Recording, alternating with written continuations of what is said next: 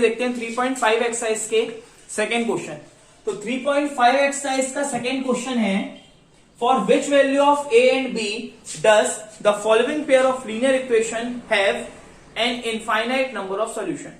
ठीक है, क्या पूछ रहा है, दो इक्वेशन गिवन है और बोल रहा है ए और बी की ऐसी कौन सी वैल्यू पुट करें कि दोनों इक्वेशन को जब सॉल्व करें तो उसके इनफाइनाइट नंबर ऑफ सॉल्यूशन है। इनफाइनाइट नंबर ऑफ सॉल्यूशन का मतलब मैनी सॉल्यूशन है। तो कैसे सॉल्व होगा देखिए, सबसे पहले क्या करेंगे, क्योंकि दो इक्वेशन है तो a1 b1 c1 a2 b2 c2 को मार्क करते हैं। तो x का कोफिशिएंट a1 की वैल्यू 2, x का कोफिशिएंट a2 की value a minus b, b1 की वैल्यू y का कोफिशिएंट 3, b2 की वैल्यू y का coefficient a plus b, c1 की वैल्यू क्या हो जाएगी 7 और c2 की वैल्यू हो जाएगी आपके पास 3a प्लस b माइनस 2। ठीक है, चलिए अब मैनी सॉल्यूशन की कंडीशन लगाते हैं। तो फॉर मैनी सॉल्यूशन की कंडीशन क्या होती है, इसकी कंडीशन होती है कि a1 upon a2 equals to होना चाहिए b1 upon b2 equals to होना चाहिए c1 अपॉन c2।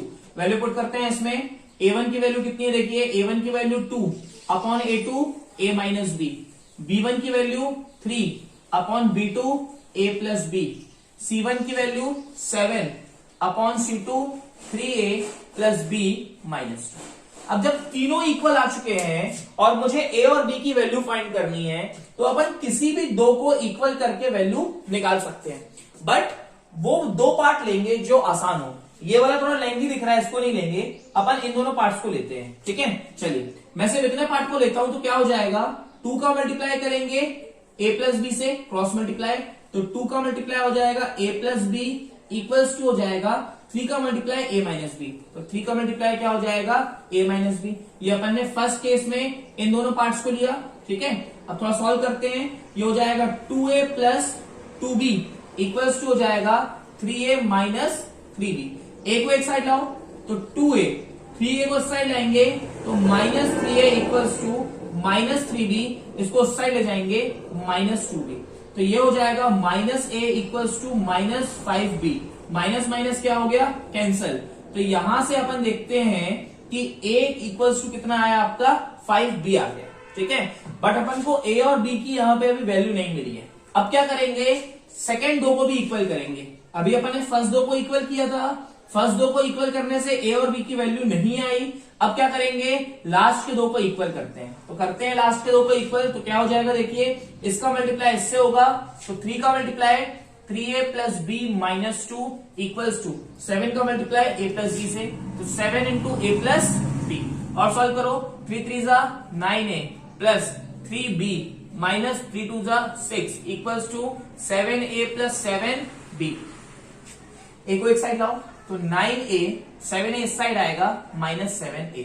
ठीक है, यहां पे कितना है प्लस 3b, इसको इस साइड ले आओ माइनस 7b, माइनस 6 को वहां भेज देते हैं तो ये कितना आ गया आपका प्लस 6। कितना आ जाएगा 9a minus 3a 2a plus 3b minus 7b, ये हो जाएगा आपका माइनस 4b इक्वल्स टू 6। ठीक है, चलिए अब देखते हैं a की वैल्यू कितनी आई थी अपने पास 5b, तो पुट कर दो 2, a के प्लेस पे क्या पुट किया 5b minus 4b equals to 6, तो 5 2 जा 10b minus 4b equals to 6, 6b equals to 6, तो b की वैल्यू कितनी आ गई 1। तो यहां से जो b की वैल्यू अपन ने फाइंड की वो आ गई अपने पास 1। अब किसकी वैल्यू निकालनी है, a की, तो a की वैल्यू कैसे निकलेगी, यहां पे देखिए अपन क्या करेंगे, b की वैल्यू जो 1 आई थी उसको यहां पुट कर देंगे। ठीक है, तो एक काम करते हैं, इसको कर देते हैं अपन इक्वेशन नंबर 3। ठीक, तो देखते हैं, on putting value of b in equation number 3।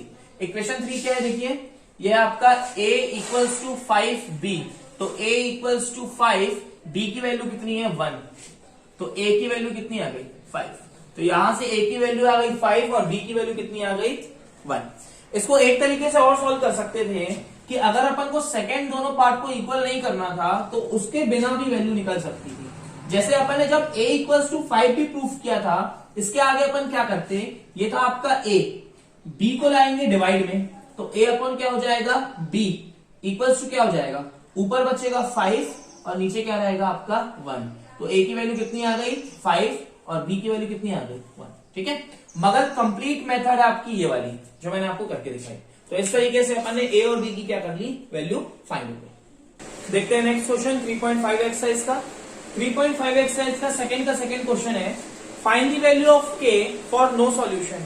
मतलब यहाँ पे कंडीशन गिवन है नो सॉल्यूशन की और इसमें हमें k की वैल्यू फाइंड करनी है। ठीक है, चलिए पहले लिखते हैं a1 की वैल्यू, x का कोएफिशिएंट a1 3, a2 x का कोएफिशिएंट 2k माइनस 1, b1 की वैल्यू हो जाएगा y का कोएफिशिएंट 1, b2 हो जाएगा y coefficient k minus 1, c1 की वैल्यू हो जाएगी 1 और c2 हो जाएगा यहां से 2k प्लस 1। अब कंडीशन गिवन है नो सॉल्यूशन और नो सॉल्यूशन की कंडीशन होती है for no solution. No solution की कंडीशन है a1 upon a2 equals to b1 upon b2 does not equals to c1 upon c2। तो इसमें वैल्यू पुट करते हैं, a1 की वैल्यू 3 अपॉन में a2 की वैल्यू है अपने पास 2k minus 1 equals to b1 की वैल्यू 1, b2 की वैल्यू k माइनस 1, c1 की वैल्यू 1, c2 की वैल्यू 2k प्लस 1। अब फर्स्ट दो को लेते हैं पहले, तो k जब फर्स्ट दो को लेंगे तो क्या हो जाएगा k माइनस 1 का मल्टीप्लाई 3 से, तो 3 में मल्टीप्लाई k माइनस 1 का इक्वल्स टू 2k माइनस 1 का क्रॉस मल्टीप्लाई 1 से, तो 1 का मल्टीप्लाई 2k माइनस 1 से, ये हो जाएगा 3k minus 3 equals to 2k minus 1। तो 3k k को इस साइड लाएंगे minus 2k equals to minus 1, minus 3 उस साइड गया प्लस 3, ये हो जाएगा k इक्वल्स टू 2। यहां से k की वैल्यू आ गई 2। ठीक है, अब ये डज नॉट इक्वल आएगा। सेकेंड दोनों को लेते हैं, जब इन दोनों को लेंगे तो 2k प्लस 1 का मल्टीप्लाई 1 से, तो 2k प्लस 1 का जब 1 से मल्टीप्लाई करेंगे तो वही चीज आ जाएगी। k माइनस 1 का मल्टीप्लाई 1 से, तो ये आ जाएगा k माइनस 1, बीच में कौन सा साइन डज नॉट इक्वल का, तो 2k k को इस साइड ले जाएंगे minus k does not equals to minus 1 और ये प्लस 1 उस साइड जाएगा तो माइनस 1, ये हो जाएगा k does not equals to minus 2।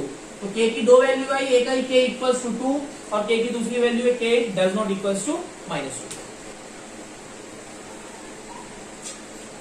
चलिए स्टार्ट करते हैं नेक्स्ट क्वेश्चन 3.5 एक्सरसाइज में क्वेश्चन नंबर 3। यहाँ पे दो इक्वेशन गिवन है और इस इक्वेशन में करना क्या है, हमें x और y की वैल्यू फाइंड करनी है by substitution method and cross multiplication method. जो सब्स्टिट्यूशन मेथड है वो एक्सरसाइज 3.3 में ऑलरेडी कर चुके हैं। यहाँ पे इस क्वेश्चन को सॉल्व करेंगे बाय क्रॉस मल्टीप्लिकेशन मेथड।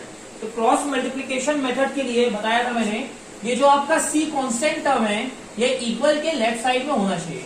तो इसको लिखेंगे 8x plus 5y minus 9 equals to 0, ये हो जाएगा 3x plus 2y minus 4 equals to 0। Equation number 1, equation number 2।